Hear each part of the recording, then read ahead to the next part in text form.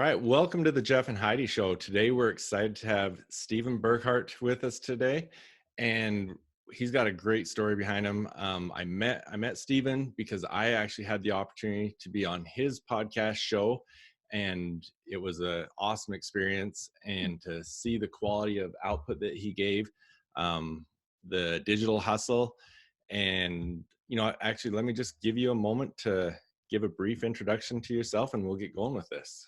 Cool. Awesome. Well, my name's Stephen Burkhart. I'm based in Phoenix, Arizona, and I just kind of have a history of shooting video. I've shot a lot for like a lot of weddings, and just began to see kind of like the writing on the wall as far as businesses needing more and more video content to stay relevant.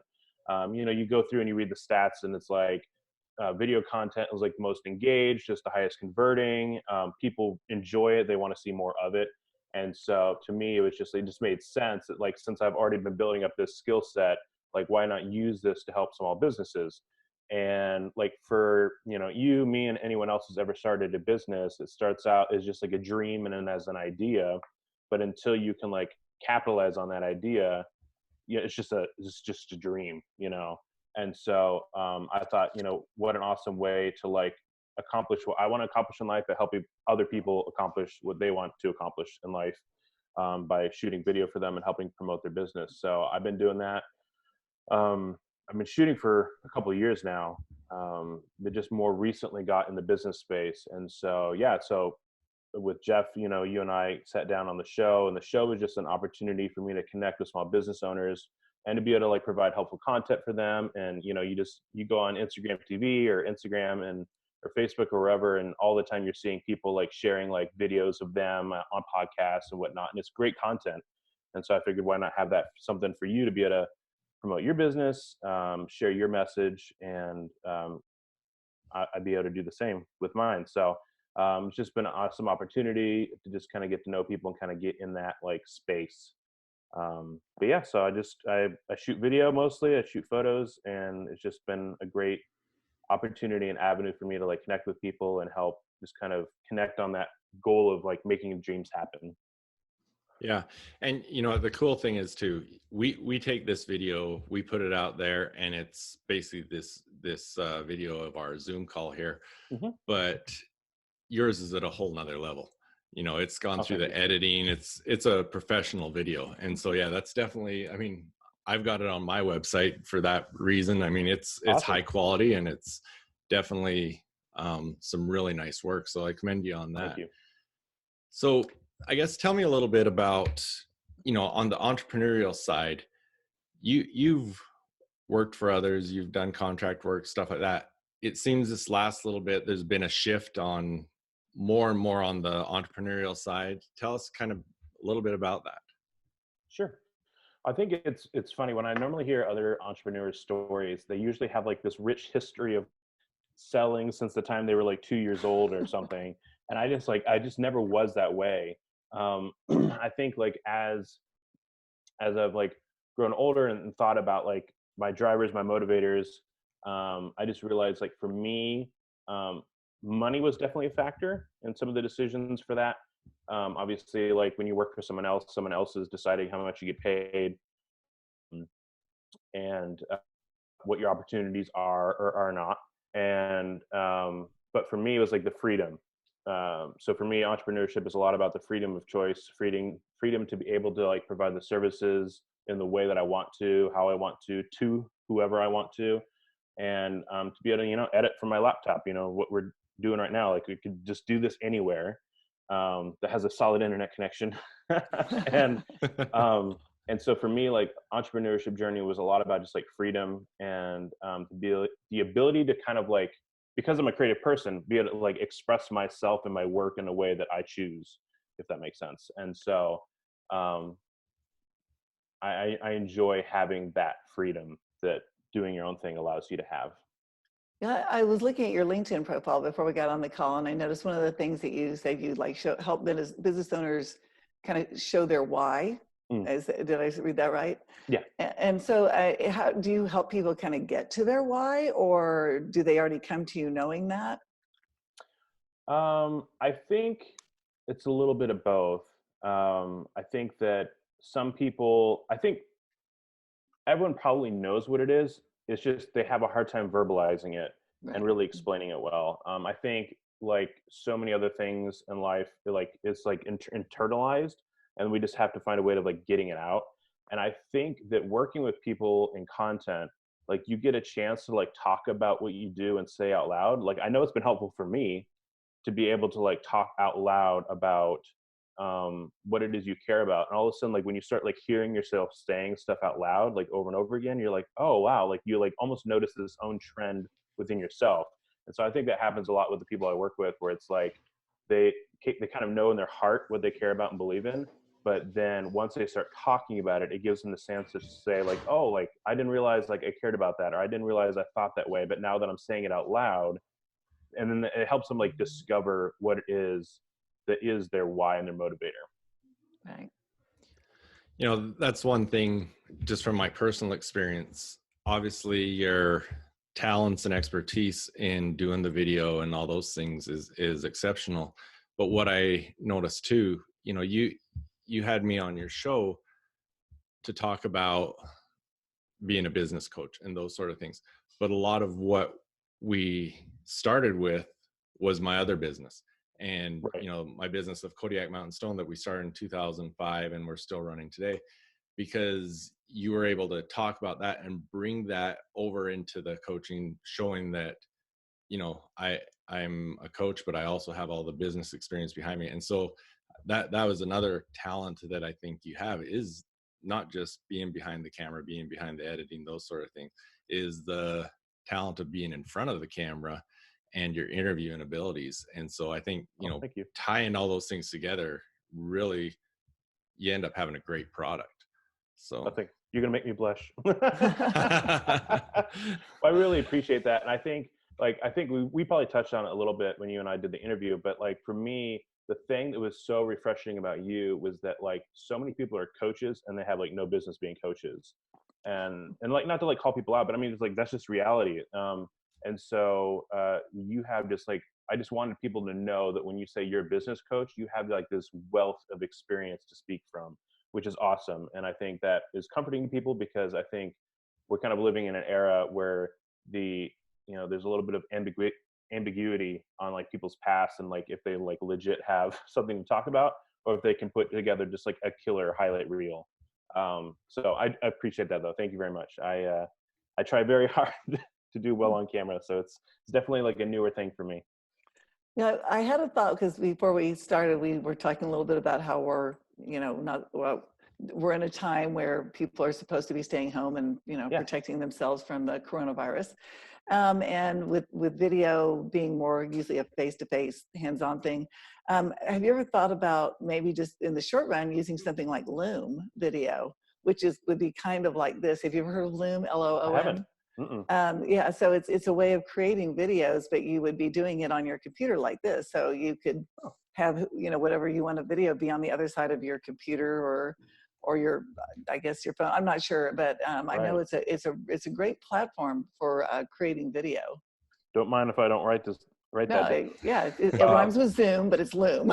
Right? No, perfect. No, that's awesome. I'll have to check that out. I mean, I think that in general, as a content creator and as someone who really wants to help other small businesses, I am trying to like rack my brain as far as like what's something that's helpful and relevant right now. And so whether that means putting together a course for business owners on how to shoot video or whatever else, like for example, like, I don't want to throw my laptop around, but like I have a camera recording me. I've got my GoPro doing time lapse right now. Like I'm trying to maximize our time here together to be able to create content. And that's like something that like literally anyone with a camera can do. So that even if like the internet cuts out or like the call quality drops between the three of us, like we still got like something that we can like fall back on if we need to. And that's something I feel like a lot of people can do where we're at right now with this, where we're like, okay, like I can't meet in person, but I can still create like great content. And I think I'll have to check out Loom, because that sounds like a great resource for that. Yeah, because you could train people like me, you know, who, you know, as a small business owner, like how to make our own videos, and you could just be recording them on Loom and coaching through the process probably. And that seems like that would be a great way to do it and not have to leave your home. Yes, it does. And since I don't have that option anyways, that's good. And I do think, I think you touched on that point too, is like, I think it's going to be interesting what the business landscape looks like post coronavirus, where it's like, I feel like I wonder how many people are actually going to go back to work. Like, not that they're quit, but like how many people are actually just going to start working from home, but because they're like Right. all the managers and people who are like scared that like nothing will get done. Maybe now this is like the wake up call where like I can literally run my business, and instead of like expanding my like physical workspace, I just have more people work from home. Like it's going to be really interesting to see like how this changes the landscape of how people do business. And I think Hmm. video content in general is going to be interesting to see. It's going to be I think huge. you hit it on the nail there, because I'm actually in the process right now of creating a video training series that I'm Mm. going to be putting out for exactly what you're talking about. Because when everything gets back to our new normal, Right. it's going to be different. And I think you're right that there's going to be a lot of adjustments needing to be made. And so I'm actually working with someone else, and we're going to create something to help people understand how they can make that transition. And I Mhm. mean, even myself, I look at I guess it was 7 years ago, uh, we adopted our son from the Congo in Africa. And when Okay. we got home, it was suggested to us that for a certain amount of time, we just kind of basically what we're doing now, isolating ourselves just with him. And so even me working out of the home and stuff like that. And so for that period, I moved my office home, and that's been 7 years and I haven't moved it back yet. So, and Kind of I get think used we're to it, gonna, huh? yeah, I think we're gonna see a lot of that, is people seeing the advantages of being able to work out of their homes. And a lot of them, it's obviously been forced upon us now, but we're Yeah. going to start seeing some advantages to it, from both the employee standpoint, from the employer standpoint, and all over the place. So I think you're absolutely right. There's going to be a shift, that things aren't going to be the same as they were before. Oh yeah. And I think for any like single person, or at least a person without kids, like they're going to be like, why would I ever go back to an office space? I'm like, unless they like really need the social interaction.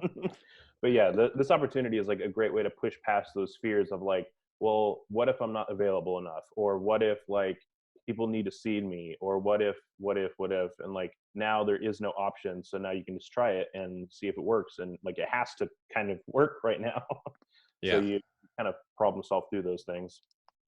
That's cool. I did not know So, you like work from home like all the time now. That's cool. yeah. So, I no, have for it's, a few years, and it's great. It just, getting rid of the overhead, of and not, of having an extra office. The commute time is amazing. I'm sure, right? I mean, there's days when, it's like you can come down, I can get tons of work done, and I'm still in my robe. Right. Oh, totally. my biggest challenge has been this, with the changes we're in right now. Yesterday my kids started their schoolwork online, and it was like Mm, one kid had come in and asked me something, and they'd go out, and then the next one was in. And so yeah, that's an adjustment, but I'm everything else sure. has been great. But let's get back to you.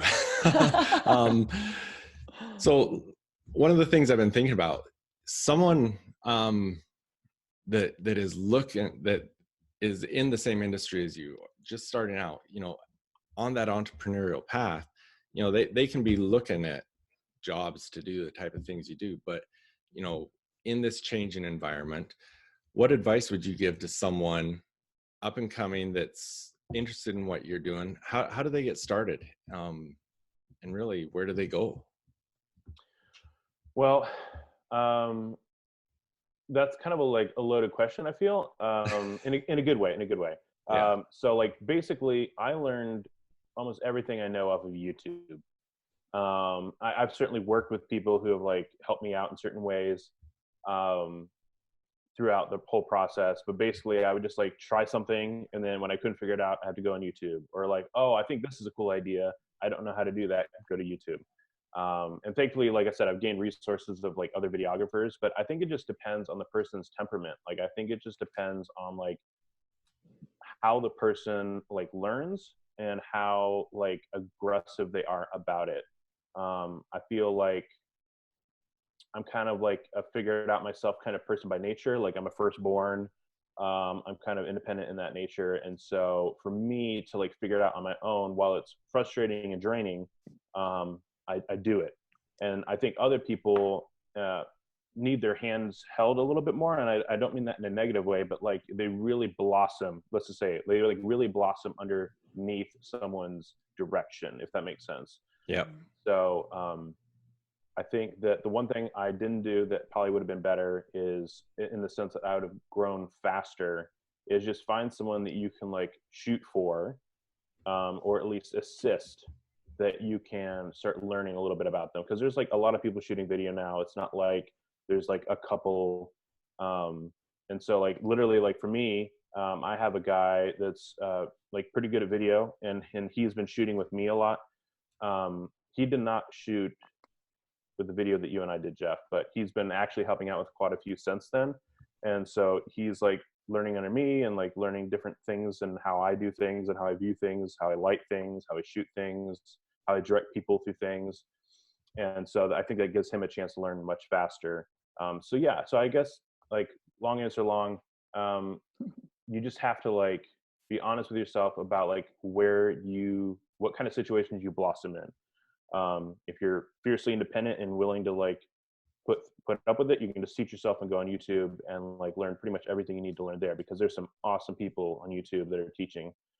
If not, I just find someone online that's like in your area, to search hashtags or whatever else, and just find someone, hit them up and say like, hey, like I'll bring you coffee because that'll work on me, and bring me a Starbucks and carry my bags, and I'll pretty much teach you whatever you need to know. So Well, what would you say are some of your biggest challenges that you've overcome becoming an entrepreneur and being an entrepreneur? So I think probably like the biggest hurdle is just the sheer volume of things you have to learn. So like I always say, like I probably would have never have gotten into entrepreneurship had I known how much I would have to learn that had nothing to do with what I want to do. So like, you know, flashback to like when I couldn't afford Squarespace, I would do like WordPress, and every time I wanted to make a change to my website, I was like looking up how to write HTML code. And then I would like copy it and paste it into a document. So if I totally screwed up the code and broke my website, I could like copy the HTML back. And I'm like, why am I doing this right now? This is not shooting pictures. You know, buying domains, figuring out taxes, doing all, you guys know, like all the other things than your actual business. And it's just like, there's just so much to learn. So I think that's been one thing that's just been like a big challenge, which I think is a challenge for everyone. It's not like unique to me, but like that's what pops in my brain. It's like I don't think people realize how much there is to do outside of what you want to do, if that makes sense. Absolutely. Yeah, and I just think that in general, like I think my other biggest hurdle is just figuring out the kind of people that I want to work with, and just kind of like, let me rephrase that. I think my biggest challenge is like not being like romantic about how business works, if that makes sense. Like I want things to work a certain way. I want to work with certain people, but then there's like a certain way to go about that, and discovering what that path is, and being okay with like maybe the assumptions that I made walking in being wrong. And so like the one thing I'm challenging myself with now is just like testing everything. Like, for example, like my podcast is in black and white. I'm probably going to run like a Facebook ad, an A/B test, color versus black and white, and see which one does better. Because at the end of the day, like the goal is to reach as many people as possible. And so maybe I'm just like really sold on black and white, but that's kind of like romantic in comparison to like just the reality that maybe color is going to do better, and that actually fits my goals better. And so, and I think that's not necessarily super common to me, because like we were talking about with the coaches earlier, like what's like the whole selling point is the romance of like, if you become I'm going to life coach you into like jumping off of yachts in the Caribbean for the rest of your life with like as a digital nomad. That's like the dream. That's totally romantic and totally not reality. So I think that's a thing what a lot of people struggle with, is especially like dreamers like myself. who are creators. It's like we want to create this thing in our mind, and then when it doesn't turn out quite how we think, it's like, what the freaking heck? So So yeah, what's the appeal of black and white? I'm just curious because you see very little shot in black and white anymore. it's true. And it Well, kind of takes me back to my childhood. That's how old I am. that that may be part Everything of looks my worse in black and white. No. well, actually, I think our podcast looks pretty dang good in black and white, and I'm not just being biased. I think it looks pretty dang good. It looks flattering to the skin, in my opinion. But no, actually, so the whole idea to do it black and white came from a commercial photographer that's based in, I think he's in Seattle, and his name's Chase Jarvis, and he does like a lot of like action commercial work for like like some of the big like Nike and Adidas and whatever brands. And so he did his like interviews in black and white, and I was like, oh man, that's super interesting. It's just something different, something like a little more creative. Like at the end of like if you come across a black and white one, you're gonna think like, oh, that's kind of different. It's kind of novel, and it's probably something a little bit more creative because like you will never see something super normal be in black and white, if that makes sense. It'll stand Um, out more, definitely. yeah, and so that was my thing. It was like, okay, like that kind of speaks to the creativity that I want to put out there into the world. That like, hey, I'm doing things differently. This is something that's not what you're used to seeing, and so. But like I said, that's untested. That's just what I liked, and I think it turned out well. And I feel like, yeah, I just feel like it's turned out really well. I just it was just a creative decision I went with. Yeah. No, Cool. I like you said, ours was in black and white, and I think it was awesome. It turned out great. Yeah. I have it actually pulled up on my other screen here, and I was just looking at it, and it reminded me of one of the conversations we had when I was there. Um, Behind us is a shelf with some books on it, and Hmm. we had talked about Gary Vee and some of your different Yeah. books you've got there. Tell us, what one book would you suggest to our listeners that has helped you the most in your entrepreneurial journey? Well, what kind of people is listening the most to your podcast, do you think? Entrepreneurs or Mhm. entrepreneurs, those. I've heard of these. Um, okay, so that's tough. I'd say the most in if I there's like practical books I've read, and then also ones that I felt like this kind of like blew my mindset of where I was at the time. And as far as that category, the second one, um, the book I believe is called All Marketers Tell Lies by Seth Godin. Yep. A phenomenal book. I know that's like a rewording of like the original title, but that was phenomenal to me because I just felt like because like I've read I read like 21 Immutable Laws of Marketing. I've read like the Positioning, I think, by the same two guys that wrote that one. And I felt like it explained positioning and like how you communicate and how that's perceived very, very well.